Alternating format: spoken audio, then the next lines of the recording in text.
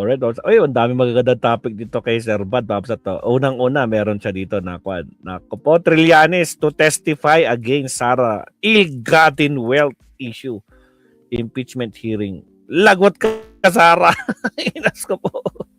Nako po, Diyos ko Lord. Rudy, maganda to ah. Sige, bilisan natin to ng konti para maging 10 minutes. Yan. Sir Bad, may kalab shoutout sa mga bagong pasok. Buenas noches, damas y caballeros. Ayan na, formal na ang inanunsyo ni former Senator Antonio Trillanes na isa nga siya sa mga key witnesses ng prosecution laban kay Sara Duterte. Yun. Specifically, he will testify on the ill-gotten wealth or unexplained wealth issue.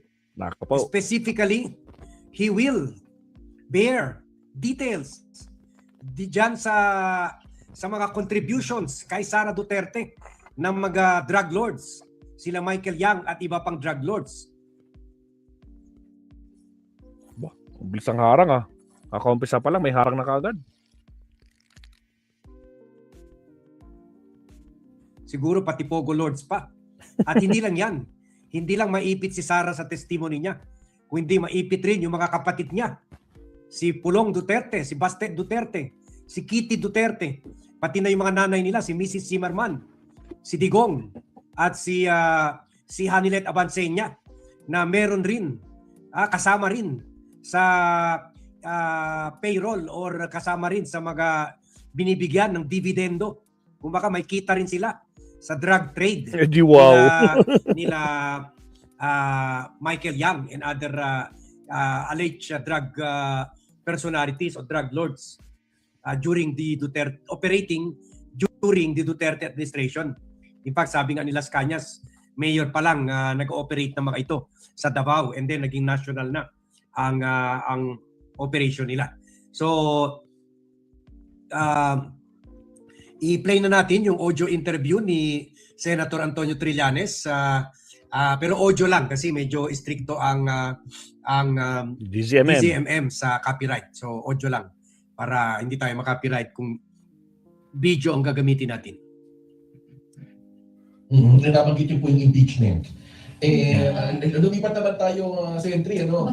Ibang topic naman. Oo, dahil nito sa impeachment, go ahead partner, baka may tanong ka. Makaisip ka itanong to. Tatanong lang natin ulit, no? At alam mo, nasagot na rin naman to ni Sentry. Pero tignan natin kung ito pa rin yung stance niya, no? Lalo na magsisimula na nga yung hearing, di ba? So Sentry, sabi nga nung deliberation on sa substance, willing daw kayo na humarap dito sa hearing according to Congressman Laila de Lima. Ganito pa rin po ba yung opinion ninyo o yung stand niyo ngayon? Opo, tayo po ay nasabihan na magiging testigo ako dito sa impeachment. So, naghanda na rin ako ng aking presentation.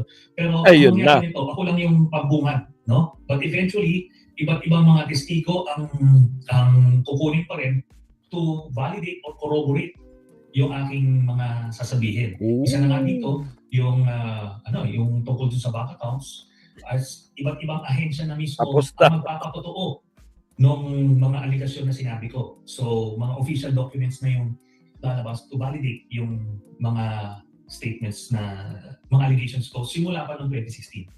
Tagal na. Dekada na. Posible maisalan na kayo sa Wednesday sa pagsisimula ng pagdinig? Hindi pa yata, baka sa April pa. So, parang review lang ito, no? Para lang doon sa mga kababayan natin na nakalimot na. Yung primary allegation ko ay yung tungkol sa pagkakaroon ni Sara Duterte ng ill-gotten wealth more than 2 billion pesos sa bank accounts niya. Sila ni mag-asawang Manscapio. Tapos bukod doon ay meron ako nakita na mga dividendo na nakukuha nung Duterte family. Lahat sila, no? Individually, nakakatanggap ng dividendo mula sa isang drug lord. At ito ay nangyari from 2011 to 2013. So makikita nila doon kasi cheque yung ibinibigay sa kanila na i-encash nila, managers. Patay yan. Patay sila dyan. Manager's check yan. Walang ligtas yan. Napaka-kumpiyansa nila noon na walang sisilip sa kanila. Manager's check yan. As we reported earlier, mga 10 to 15 million a month yan tinatanggap nila kay Michael Yang. Isa-isa sila. Hindi buong pamilya, kundi isa-isa. Pati si Kitty meron. Agoy. Patay sila dyan. Paldo. Sa pangalan nila. So individually yan ha. Tatay, si Digong, yung magkakapatid, Sara, Pulong, Baste, pati si Hanilet at Kitty na joint account. Lahat sila tumatanggap. Ang total ay mga 40 to 50 million pesos every 6 months. Wow. So galing sa isang drug lord. So ito, pag lumabas ito, malalaman, hopefully, no, kung mulat talaga or bukas ang pag-iisip ng kababayan natin, makikita nila na talagang si Duterte ay nagpapanggap lamang na galit sa droga dahil siya mismo ay may kapartner na drug lord na nagbibigay sa kanila ng dividendo. Yan po yung ang nakikita natin na mabigat na ebidensya na hindi nila mapapaliwanag. Bukod pa doon sa kung bakit sila magkakaroon ng mahigit 2 billion pesos na hindi nakadeclare sa SALN. At itong mga ito, itong sila Sara at itong sila Digong, di ba? Yung buong pamilya nila, nagpapanggap yan sila na simpleng mga tao lang sila, kumakain sa karinderya, natutulong sa kulambo. Pero noong pa lang, nung meron pa lang si Digong, billion-billion na ang pagkakapinag. Si Duterte lang man nagpapanggap. Si Kitty naman, kung makita mo nyo yung mga post ni Kitty noon, marangya naman talagang buhay niya, payati-yati pa, first class aeroplano. So ganyan rin si Pulong, ganyan rin si Baste.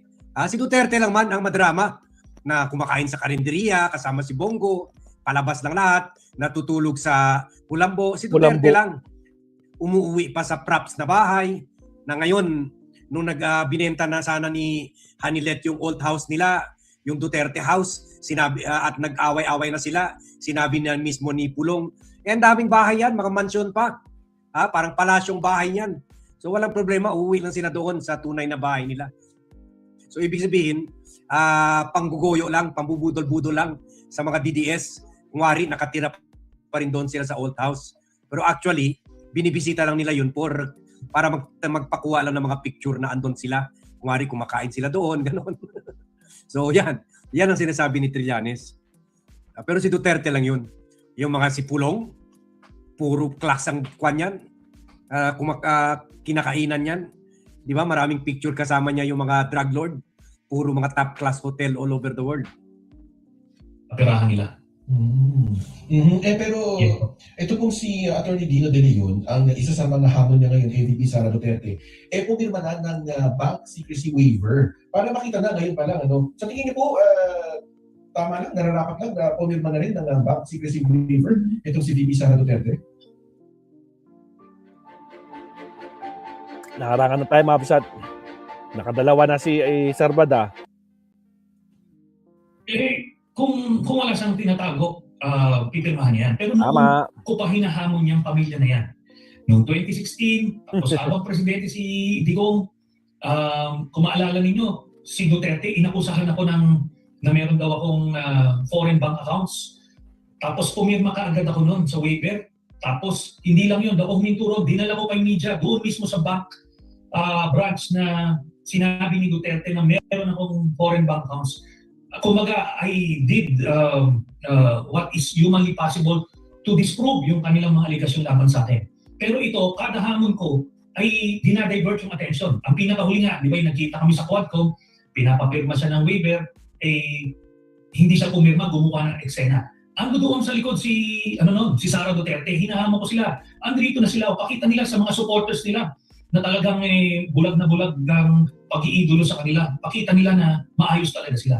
Kaso nga hindi nila gagawin yan kasi alam nilang totoo yung sinasabi ko. Kaya regardless, pumirma siya, hindi, ngayon ay malalabas na yan dahil sa impeachment. Naalala ko nga yan, Sentry, dahil ako nag-upo. Oo. Pumayag ka pa nga magpasampal, di ba? Yes, oo. Alam mo, Sandro, di ba nung una ko ilabas yung bank accounts, I remember ando doon kay nung nag-press ko na ko. Tapos, sa Ortigas. Tapos, itong sa Quadcom, yung sasampalin daw ako. Pumayag ako, sige, sampalin mo ako, pero makala, hindi pa rin. Di ba? Kaya siguro naman, dun lang sa medyo bukas ng pag-iisip, maliwanag na maliwanag ito, na tinatago nila yung kanilang pangungurakot. Di ba? Yun lang. May mga kababayan kasi tayo na talagang siguro kahit bumaril ng tao sa gitna ng EDSA itong Duterte family, Duterte pa rin sila. Pero huwag nyo kami idamay dyan sa, sa inyong pag-iigulo kay Duterte. Kasi The last time na ginawa yan, nadama yung buong Pilipinas eh. Tapos ngayon, kay Sara Duterte, kahit nakikita nyo naman kung ano ang mga problema ni Sara, ano pa rin, humahanga pa rin sila.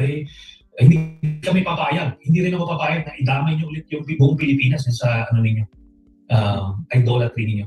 Nako, speaking of idolatry nga, no, Sentry, anong reaction kaya natin doon sa latest survey na bumabaraw yung bilang ng mga Gen Z na sumusuporta dito sa ICC probe kay dating Pangulong Duterte?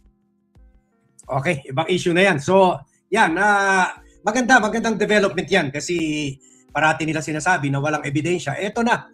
At tulad ng diniscuss natin earlier, doon sa Quadcom, hindi pa, kahit nag-testify na si Trillanes, hindi pa lumantad yung AMLAC para sabihin, totoo yan, sinasabi ni Senator.